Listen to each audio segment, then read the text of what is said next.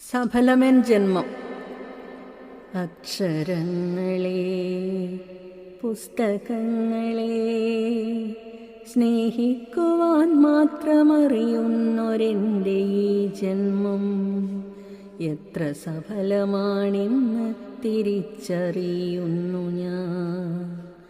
അക്ഷരങ്ങളെ, പുസ്തകങ്ങളെ സ്നേഹിക്കുവാൻ മാത്രമറിയുന്നൊരെൻ്റെ ഈ ജന്മം എത്ര സഫലമാണെന്ന് തിരിച്ചറിയുന്നു ഞാൻ.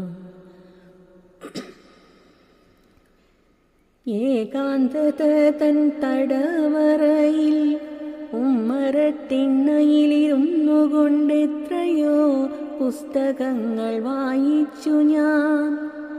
ഏകാന്തത തൻ തടവറയിൽ ഉമ്മറത്തിണ്ണയിൽ